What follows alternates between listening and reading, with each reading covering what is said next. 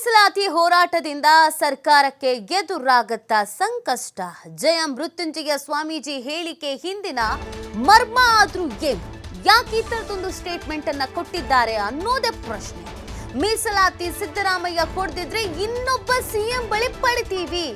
ಇನ್ನೊಬ್ಬ ಸಿಎಂ ಅಂದ್ರೆ ಯಾರು? ರಾಜ್ಯದಲ್ಲಿ ಒಬ್ಬರೇ ಸಿಎಂ, ಅದು ಸಿದ್ದರಾಮಯ್ಯನವರು. ಮೀಸಲಾತಿ ಸಿದ್ದರಾಮಯ್ಯ ಕೊಡದೇ ಇದ್ರೆ ಇನ್ನೊಬ್ಬ ಸಿಎಂ ಬಳಿ ಪಡಿತೇನೆ. ಈ ಸ್ಟೇಟ್ಮೆಂಟ್ ಯಾಕೆ ಕೊಟ್ಟಿರಬಹುದು? ಯಾವ ಅರ್ಥದಲ್ಲಿ ಕೊಟ್ಟಿರಬಹುದು?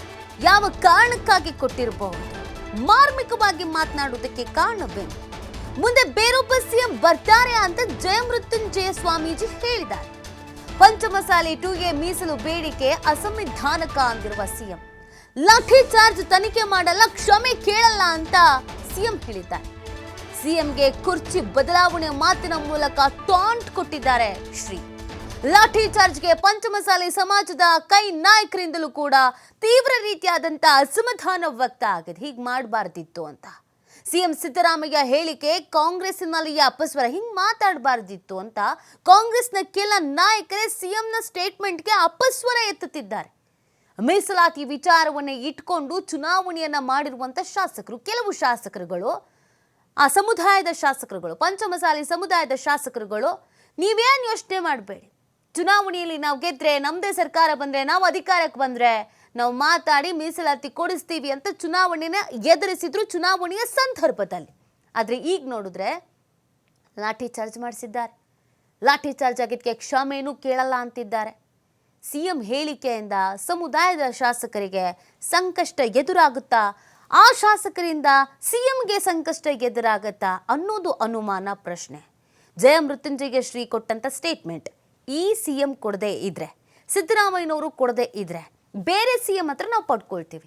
ಯಾವ ಅರ್ಥದಲ್ಲಿ ಹೇಳಿದ್ರು? ಬೇರೆ ಸಿಎಂ ಅಂತ ಯಾರಿದ್ದಾರೆ ಕಾಂಗ್ರೆಸ್ನಲ್ಲಿ?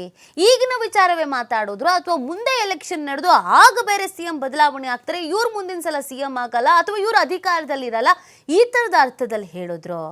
ಅಥವಾ ಆಲ್ರೆಡಿ ಸಿದ್ದರಾಮಯ್ಯನವರ ಬದಲು ಬೇರೆಯವ್ರನ್ನ ಸಿಎಂ ಮಾಡಬೇಕು ಅನ್ನೋದು ಪ್ಲ್ಯಾನ್ ಏನಾದರೂ ಇದೆಯೋ? ಅದು ಹೇಗೆ, ಏನು, ಎತ್ತ, ರಾಜಕೀಯದಲ್ಲಿ ಹೀಗೇ ಆಗತ್ತೆ, ಹೀಗೇ ಇರುತ್ತೆ, ಯಾವುದನ್ನು ಯಾವುದೇ ಕ್ಷಣಕ್ಕೂ ಹೇಳಲಿಕ್ಕೆ ಸಾಧ್ಯವಾಗೋದಿಲ್ಲ. ಆದರೆ ಈ ಮೀಸಲಾತಿಯ ಕಿಚ್ಚು ಅದ್ಯಾಕೋ ಗೊತ್ತಿಲ್ಲ, ಈ ಸರ್ಕಾರಕ್ಕೆ ಸಂಕಷ್ಟಕ್ಕೆ ಸಿಲುಕಿಸುವ ಎಲ್ಲ ಲಕ್ಷಣಗಳು, ಸಾಧ್ಯತೆಗಳು ಬಹಳ ದಟ್ಟವಾಗಿ ಕಾಡ್ತಾ ಇದೆ. ಏನಾಗಬಹುದು ಅಂತ. ಈ ಮೀಸಲಾತಿಯ ಕಿಚ್ಚು ಎಲ್ಲಿಂದ ಎಲ್ಲಿವರೆಗೂ ಹಬ್ಬಬಹುದು, ಸರ್ಕಾರಕ್ಕೆ ಎಷ್ಟರ ಮಟ್ಟಿಗೆ ತಲೆಬೇನೆ ತರಿಸಬಹುದು, ಇದರಿಂದ ಸರ್ಕಾರ ಹೇಗೆ ಹೊರಗೆ ಬರಬಹುದು, ಇದನ್ನು ಹೇಗೆ ಬ್ಯಾಲೆನ್ಸ್ ಮಾಡ್ಬೋದು, ಹೇಗೆ ಹ್ಯಾಂಡಲ್ ಮಾಡಬಹುದು? ಸಿದ್ದರಾಮಯ್ಯನವರು ಕ್ಷಮೆ ಕೇಳಲ್ಲ ಅಂತ ಹೇಳಿದ್ದಿದೆಯಲ್ಲ, ಇದು ಪಂಚಮಸಾಲಿ ಸಮುದಾಯದ ಕಾಂಗ್ರೆಸ್ನಲ್ಲೇ ಇರುವ ಕೆಲವು ನಾಯಕರಿಗೂ ಕೂಡ ಬೇಸರ ತರಿಸಿದೆ. ಹಿಂಗೆ ಮಾತಾಡಬಾರ್ದಿತ್ತು ಅಂತ ಅನಿಸಿದೆ.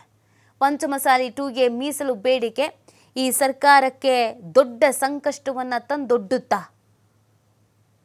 ಬೀಸೋ ದೊಣ್ಣೆಯಿಂದ ಹೇಗೆ ಪಾರಾಗ್ತಾರೆ ಸಿದ್ದರಾಮಯ್ಯನವರು? ಸಾಕಷ್ಟು ಕುತೂಹಲಕ್ಕೆ ಕಾರಣವಾಗ್ತಾ ಇದೆ. ಈಗಾಗಲೇ ಪಟ್ಟು ಹಿಡಿದು ಕೂತಿದ್ದಾರೆ ಪಂಚಮಸಾಲಿ ಸಮುದಾಯದವರು. ಕೇವಲ ಬೆಳಗಾವಿಗೆ ಮಾತ್ರ ಅಲ್ಲ, ರಾಜ್ಯದ ವಿವಿಧ ಜಿಲ್ಲೆಗಳಲ್ಲೂ ತಾಲೂಕು ಮಟ್ಟದಲ್ಲೂ ಕೂಡ ನಾವು ಪ್ರತಿಭಟನೆಯನ್ನು ಮಾಡ್ತೀವಿ ಅಂತ ಕರೆ ಕೊಟ್ಟಿದ್ದಾರೆ. ಎಲ್ಲ ಕಡೆಯಲ್ಲೂ ಪ್ರತಿಭಟನೆ, ಹೋರಾಟ. ಈ ಕಿಚ್ಚು ಹೆಚ್ಚಾದರೆ ಇನ್ನೂ ಒಂದು ಸ್ವಲ್ಪ ಮೀಸಲಾತಿಗಳು ಕೇಳಿಕೊಂಡು ಬರೋರು ಬಾಕಿ ಇದ್ದಾರೆ. ಎಲ್ಲಿಗೆ ಹೋಗಿ ನಿಲ್ಲುತ್ತೆ ಅನ್ನೋದು ಪ್ರಶ್ನೆ.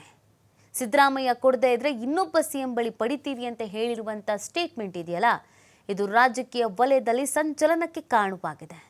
ಜಯಮೃತ್ಯುಂಜಯ ಸ್ವಾಮೀಜಿ ಯಾವುದನ್ನು ಮನಸ್ಸಿನಲ್ಲಿ ಇಟ್ಟುಕೊಂಡು ಯಾವ ಆಯಾಮದಲ್ಲಿ ಈ ಸ್ಟೇಟ್ಮೆಂಟ್ ಕೊಟ್ಟರು, ಅಥವಾ ಬೇರೆ ಯಾರಾದರೂ ಅವರ ಬಾಗಿಂದ ಈ ಸ್ಟೇಟ್ಮೆಂಟ್ ಬರುವಂತೆ ನೋಡಿಕೊಂಡರ, ಮಾಡಿದ್ರ ಪ್ರಶ್ನೆ.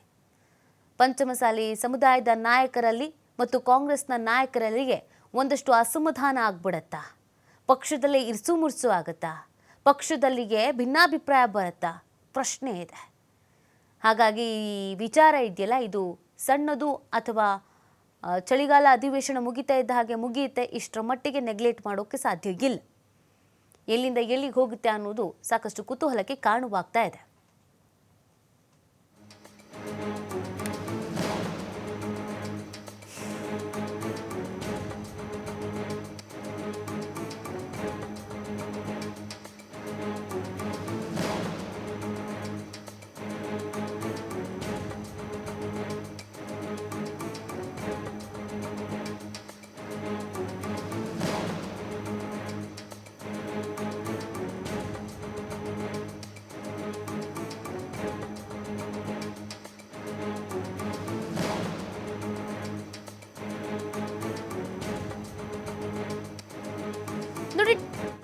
ಮೀಸಲಾತಿಯ ವಿಚಾರ ಯಾಕೆ ಇಷ್ಟರ ಮಟ್ಟಿಗೆ ಸಂದಿಗ್ಧ ಪರಿಸ್ಥಿತಿಗೆ ಕಾಂಗ್ರೆಸ್ನ ತಳ್ತಾ ಇದೆ, ದೂಡ್ತಾ ಇದೆ ಅಂತ ಅಂದ್ರೆ, ಕಾಂಗ್ರೆಸ್ನಲ್ಲೇ ಇರುವಂತ ಕೆಲವು ಶಾಸಕರುಗಳು ಅಧಿಕಾರಕ್ಕೆ ಬರೋದಕ್ಕಿಂತ ಮುಂಚಿತವಾಗಿ ಒಂದಷ್ಟು ವಿಚಾರಗಳನ್ನು ಹೇಳ್ತಾರಲ್ಲ. ಅಂದ್ರೆ ನಾವು ಭರವಸೆ ಕೊಡುವಂತ ಕೆಲಸವನ್ನ ಮಾಡ್ತಾರಲ್ಲ, ನಾವು ಅಧಿಕಾರಕ್ಕೆ ಬಂದ್ರೆ ಹೀಗೆ ಮಾಡ್ತೀವಿ, ನಾವು ಅಧಿಕಾರಕ್ಕೆ ಬಂದ್ರೆ ಇದು ನಮ್ಮ ಜವಾಬ್ದಾರಿ ಅಂತ.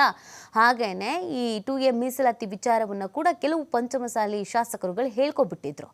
ನಾವು ಕೊಡಿಸ್ತೀವಿ, ನಮ್ಮದೇ ಅಧಿಕಾರ ಬಂದರೆ, ನಮ್ಮದೇ ಸರ್ಕಾರ ಬಂದರೆ ಇದೆಲ್ಲವನ್ನು ಕೂಡ ಮಾಡಿಸ್ತೀವಿ ಅಂತ. ಇದು ಆಗದೆ ಇರೋದು ಆ ಶಾಸಕರುಗಳ ಭರವಸೆ ಏನಿದೆ, ಆ ಭರವಸೆ ತಪ್ಪಿದಂಗೆ ಆಗಿದೆ. ಮುಜುಗರಕ್ಕೂ ಕೂಡ ಈಡಾಗಿದ್ದಾರೆ. ಹಾಗಾಗಿ ಸಿದ್ದರಾಮಯ್ಯನವರ ವಿರುದ್ಧ ಅವರು ಕೂಡ ಅಸಮಾಧಾನ ವ್ಯಕ್ತಪಡಿಸುವ ಹಂತಕ್ಕೆ ಬಂದಿದ್ದಾರೆ. ಬಟ್ ಇದು ಶಾಸಕರುಗಳು, ಸಚಿವರುಗಳು ಮತ್ತು CM, DCM ಇವರಗಳ ನಡುವೆನೇ ಭಿನ್ನಾಭಿಪ್ರಾಯಕ್ಕೆ ಕಾರಣ ಆಗ್ಬಿಟ್ರೆ ಮುಂದಿನ ದಿನಗಳಲ್ಲಿ ಕಷ್ಟ ಆಗುತ್ತೆ. ಹಾಗಾಗಿ ಎಲ್ಲೋ ಒಂದು ಕಡೆಯಲ್ಲಿ ಈ ಪಂಚಮಸಾಲಿ ಪ್ರತಿಭಟನೆಯ ವಿಚಾರ ಸರ್ಕಾರಕ್ಕೆ ಸಂಕಷ್ಟ ಎದುರಾಗತ್ತಾ ಅನ್ನೋದು ಪ್ರಶ್ನೆ. ಇದರ ಜೊತೆಗೆ ಶ್ರೀಗಳು ಕೊಟ್ಟಂಥ ಸ್ಟೇಟ್ಮೆಂಟ್ ಇದೆಯಲ್ಲ, ಅದು ಕೂಡ ಸಾಕಷ್ಟು ಪ್ರಶ್ನೆಯನ್ನು ಹುಟ್ಟಾಕ್ತಾ ಇದೆ. ಹಾಗೆಯೇ ಲಾಠಿ ಚಾರ್ಜ್ಗೆ ಸಮಾಜದ ಕೈ ನಾಯಕರಿಂದಲೂ ಕೂಡ ಅಸಮಾಧಾನ. ಏನೇ ಆಗಿದ್ರೂ ಕೂತು ಮಾತನಾಡ್ಬೋದಿತ್ತು, ಬಗೆಹರಿಸ್ಕೊಳ್ಬೋದಿತ್ತು, ಸಂಧಾನ ಮಾಡ್ಬೋದಿತ್ತು, ಸಮಾಧಾನ ಮಾಡಬಹುದಿತ್ತು. ಈ ರೀತಿಯಾಗಿ ತಮ್ಮ ಹಕ್ಕು ಕೇಳ್ಕೊಂಡು ಬಂದವರ ಮೇಲೆ ಲಾಠಿ ಚಾರ್ಜ್ ಮಾಡಿದ್ದು, ಅದು ನಮ್ಮ ಸರ್ಕಾರ ಇದ್ದಂಥ ಸಂದರ್ಭದಲ್ಲಿ ಲಾಠಿ ಚಾರ್ಜ್ ಆಗಿರೋದು ಎಷ್ಟರ ಮಟ್ಟಿಗೆ ಸರಿ ಅನ್ನೋದು ಅವ್ರ ಪ್ರಶ್ನೆ. ಲಾಠಿ ಚಾರ್ಜ್ ಆಗಬಾರ್ದಿತ್ತು, ಆಗಿದೆ ಅನ್ನುವಂಥ ಅಸಮಾಧಾನ, ಬೇಸರ ಕಾಂಗ್ರೆಸ್ನ ಪಕ್ಷದೊಳಗೆ ಇರುವಂಥ ಕೆಲವು ಶಾಸಕರುಗಳು ಕೂಡ ವ್ಯಕ್ತಪಡಿಸ್ತಾ ಇದ್ದಾರೆ.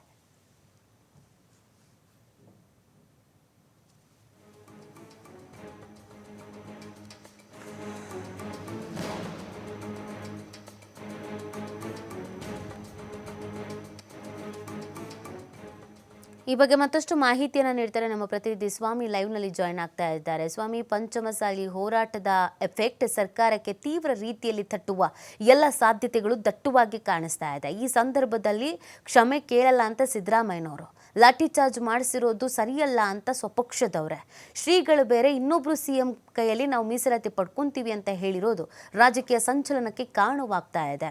ಏನೆಲ್ಲ ಬೆಳವಣಿಗೆ ಆಗುವ ಸಾಧ್ಯತೆಗಳಿದೆ ಸ್ವಾಮಿ?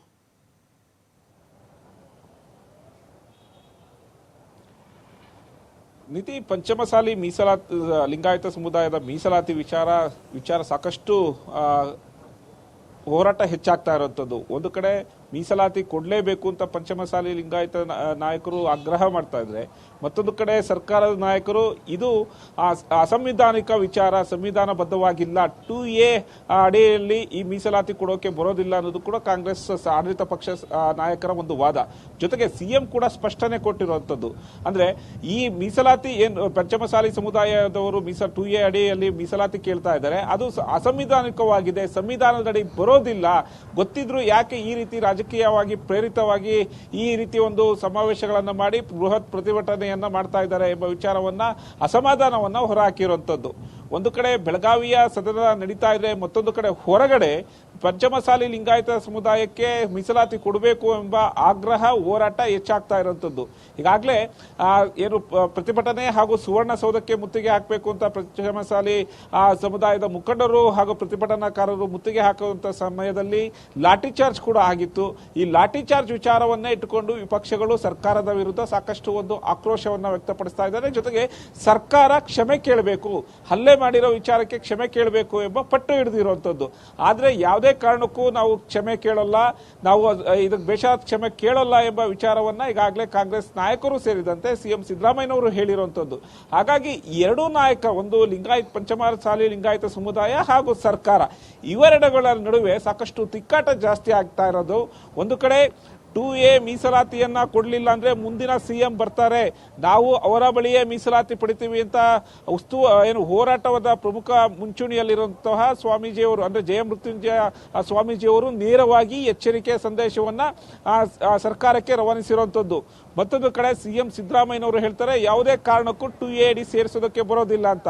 ಈ ಎರಡೂ ನಾಯಕರ ಹೇಳಿಕೆ, ಅಂದ್ರೆ ಒಂದು ಕಡೆ CM ಸಿದ್ದರಾಮಯ್ಯನವರು ಸ್ಪಷ್ಟನೆ ಕೊಟ್ಟಿದ್ದಾರೆ, ಅಸಂವಿಧಾನಿಕ, ಇದು 2A ಅಡಿ ಬರೋದಿಲ್ಲ ಅಂತ. ಮತ್ತೊಂದು ಕಡೆ ಕಡೆ ಜಯಮೃತ್ಯುಂಜಯ ಸ್ವಾಮೀಜಿಗಳು ನೇರವಾಗಿ ಎಚ್ಚರಿಕೆ ಸಂದೇಶವನ್ನು ಕೊಟ್ಟಿರೋದು.